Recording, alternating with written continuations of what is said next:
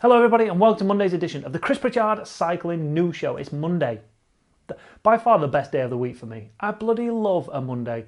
You got the whole week ahead of you to do very little while we're all locked down. But still, I'm pretty optimistic that we're going to have a good week. Have you had a good Monday? By the time this comes out, it'll be Monday night. Depending where you're watching it, it could be Monday morning. You could have the whole Monday. Anyway, my point being, how good was your Monday? Leave your comments down below. Was it exciting? Was it crap? Was it indifferent?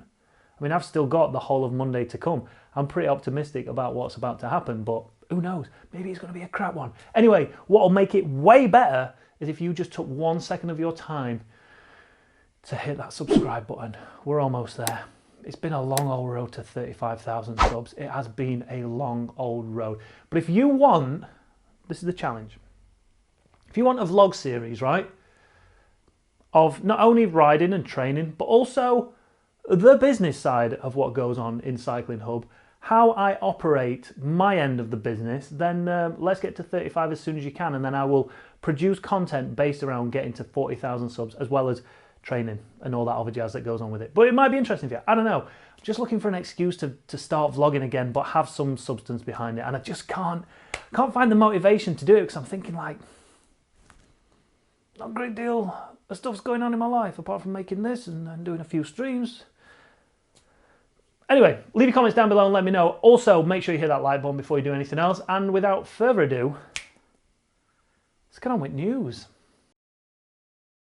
All right, first up in the news, you might have seen the stream on Friday, but this is newsworthy. If it was someone else that did it, probably not, but it was me. Stage 3 of the Tour de Zwift was taking on some of the biggest climbs in Zwift. You could choose to do Alpe de Zwift, you could choose to do the Epic KOM, or you could choose to do the French map that takes in Mont Ventoux, right? Unless you're me, and then you do Alpe de Zwift, and then you go straight up Mont Ventoux. It's like a Tour de France stage, it was crazy. But the stream, I've got to say, it was one of the best streams I have ever done in terms of the community, the positivity, the amount of chat that was going on in there, the amount of new people that came along to watch it. It was amazing. I bloody loved it. So going on with that theme, stage 4, which is tomorrow, right? We're going to take on all 3 of the flat stages. Obviously, they're not going to be as extreme as climbing stupid mountains, but it's going to be a long one. It's going to be a good, what, 2.5, 3 hours of streaming. So we're starting at 5 o'clock tomorrow night. So make sure you're tuning in. Make sure you've hit that notification bell so you know when we go live, and get involved in the chat. If you're brand new to the streams, if you want to experience them for the first time, you can do tomorrow night. All right. Technically not news, I understand, but I tell you what, after I'd finished, so I'd spent two and a half hours climbing, went down, laid down in the living room for a good 5 minutes, fell asleep instantly. Woke up, and because I've not moved, as soon as oh my God, the worst cramp in the world ever. And you know when you need to stretch your leg out to stop, I know this is not news and it's boring, but you know when you need to stretch, like cramp out, you need to straighten your leg or whatever. I couldn't, because as soon as I started straightening this leg, it caused cramp here.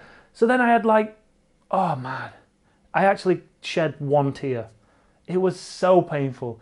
Anyway, not newsworthy, but it was hilarious to have seen it if you weren't experiencing it. Anyway, proper news. First up in the news, there's a lot of World Tour talk at the minute because a lot of teams are releasing their schedules and their plans for their main riders going into GC of the Giro d'Italia, the Tour de France, and obviously La Vuelta. Now, one big shock for 2021 is Thibaut Pinot is foregoing the Tour de France in favour of the Giro d'Italia.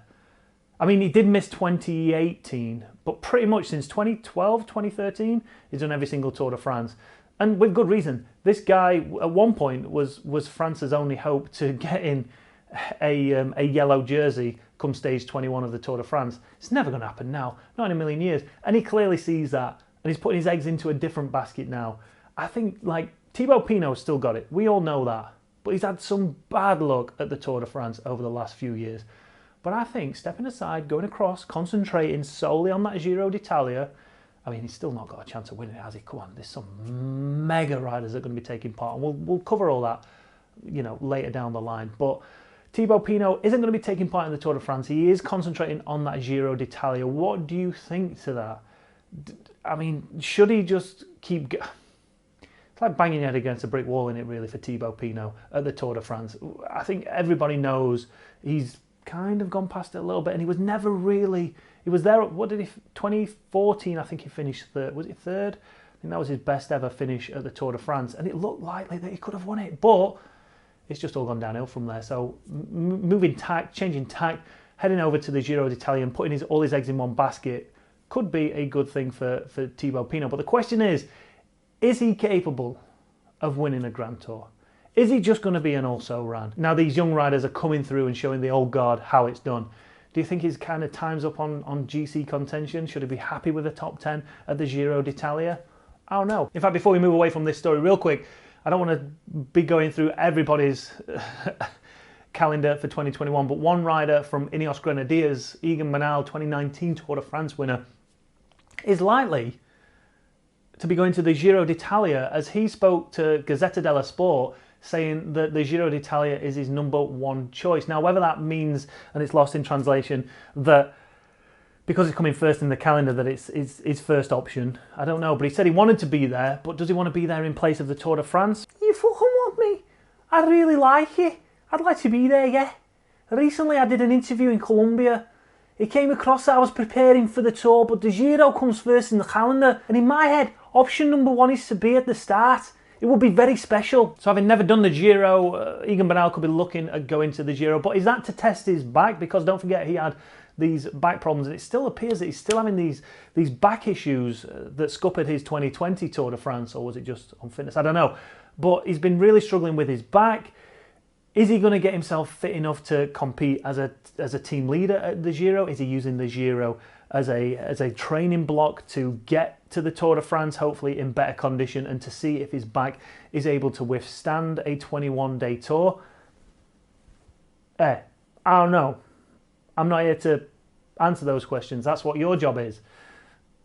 So leave your comments down below. What do you think to Thibaut Pinot not taking part in the Tour de France? And do you think Egan Bernal looks at that and goes, oh no, I'm not doing the Giro, Thibaut Pinot's coming. He's definitely going to win it. God damn it, I said that was the end of it, and I asked you to leave your comments. However, I just had a quick look on Twitter. I've only got one other news story to cover, so I may as well just stick with this one for a little bit longer, because it's just, like, literally just now, I've just gone over to my computer, looked on Twitter, and over on La Flamme Rouge's Twitter account, they've posted this. Jumbo-Visma's preliminary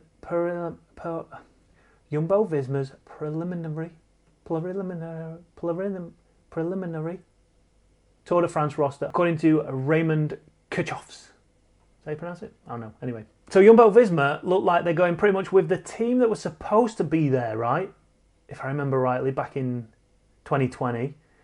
Roglic, Dumoulin, Kruijswijk, Kuss, Van Aert, Teunissen, Hessink, and Martin. I think Teunissen might be the odd one out that wasn't supposed to be there last year, but that's pretty much essentially the same team as last year's Tour de France. So it was George Bennett and Janssen who was in last year's team. So Kruijswijk obviously got swapped out when he got injured for Janssen, and I guess I'm surprised they're not taking George Bennett. So again, on top of the first story that I was going to talk about, Thibaut Pinot, Egan Bernal, and now the Jumbo-Visma 2021 Tour de France unofficial roster. What do you think to that? It's clear that what they're trying to do, it's clear, well, there's no secrets. There's no secrets that Roglic will be going for victory, and Tom Dumoulin will probably get dropped at some point, and Sepp Kuss will come through and be that super domestique that Tom Dumoulin is trying to be, but just isn't capable of doing, because he wants to win it, but isn't capable of winning it. Anyway, have you got any views on that? Is it too early to be starting to think about start lists, because we've not even had any racing yet? How's it going to look when we actually get to the week of the Tour de France? How many of these riders are going to be injured? How many of these riders are going to be banned for doping? I'm not saying they're going to be. I'm just saying could happen if they're doping, but I don't believe they're. Leave comments down below, let me know. Anyway, let's move on to the next story. And then finally in the news, this story happened over the weekend. It was, I'll be honest, I was on Twitter at the time. I just happened to catch the first couple of tweets coming out about this incident, and Bora Hansgrohe were out on a training ride in Italy when they were hit by somebody, knobhead, driving a car and actually took out 7 of the team riders. He wrote, "Today we go for an easy endurance. What do we do? Full gas every climb, haha." But yeah, I don't. Anyway, some of these riders need training in media. Anyway, but a shit end of the camp. Big crash with a car in my group. All guys crashed. I have a little safe angel on my shoulders, as I was one of the only ones who decided to not go for the extra half hour. Hope everyone is okay. Don't know much more though. Keep an eye on Bora Hansgrohe socials. Surely you should know better than to mate, if you don't know, don't type anything. Don't put anything out there. Like, obviously you're trying to get a little bit of attention, like, hey everyone, there was a crash and I was involved in it. Like, I had a crash yesterday. I'm not going on about it, am I? You don't see me going on about it, right? Just get on with life. And I don't know why he felt the need to actually have to say anything when he doesn't know the condition of these riders. If a car hit the riders, just don't say anything. Let the professional people release a statement. Don't get people thinking. Imagine if the wives of one of these riders that was involved in this crash saw his Strava and was like, oh my God, it could be our Terence. Our Terence could be involved in this. They're phoning him, can't get through, thinks the worst has happened. Thankfully, all the riders were okay. A couple sustained some injuries. Wilco Kelderman, I think he suffered a concussion and cracked or broke a few of the transverse processes on his spine, which you could technically class that as a broken back, but sounds a hell of a lot worse than it actually is. I'm sure it's uncomfortable, don't get me wrong. I'm not saying it tickles. Rudiger Selig also went to hospital, as did Andreas Schillinger. So over on the Bora Hansgrohe website, they released a statement saying, today during training, several of our riders were involved in an accident with a car which crossed the road and rode into our training group. Hey, fuck. Wilco Kelderman, Rudiger, I hope I'm pronouncing his name right, Rudiger Selig and Andreas Schillinger were taken to hospital all conscious. Wilco sustained concussion and fractured vertebrae, which I talked about earlier. Andreas suffered broken vertebrae in the cervical and thoracic spine, which I said, and for both riders, we are aiming for conservative treatment, which I presume is like a light treatment, nothing serious. Rudy also has sustained a concussion, but no fractures. Not a great way at all to start your 2021 season. Thankfully, it sounds like all the riders are going to make full recoveries and hopefully there's going to be no lasting damage. Glad everyone is okay. Bit of a dickhead move by writing all that over on Strava from Schilling, whatever his name is. I can't remember now. Schwing. I think that was his name. Like, come on, just nip it in the bud, mate. Don't say anything. Let the pros deal with that stuff, all right? For future reference. Let me know, what do you think down in the comments below. Glad everybody's okay. But here's the thought, and it always gets me, this one, when something like this happens. How many other professional sports people have to train in a public environment? Like, tell me. And not only a public environment, but we're talking about roads. Dangerous, bloody roads when there's cars out on them, right? What's going on there? Like, do you know any other It's like Wayne Rooney, although he's now retired, having to dribble a ball down the M62 in and out of cones while avoiding traffic. Does it happen? Like, I can't think of... Obviously you've got triathlon and running, but running, you're not running on the road, are you? Unless you're an absolute mentalist. So what other sports requires you to be in the public domain, and not only that, probably the most dangerous of public domains, other than a prison? Imagine Wayne Rooney doing kick-ups in a prison. That'd be dangerous. But he wouldn't go out of his way to go and do it, would he? It's just a thought. It always gets me thinking when stuff like this happens. But leave your comments down below on everything we spoke about today, even though technically it was 2 stories. Thanks for watching, everybody. Make sure, if you've not done already, hit that like button, hit that subscribe button, hit that notification bell so you know when we go live with our videos. Hit that dislike button if you've disliked it for whatever reason. Leave your comments down below and make sure you join us for the live stream starting at 16:55 UK time tomorrow.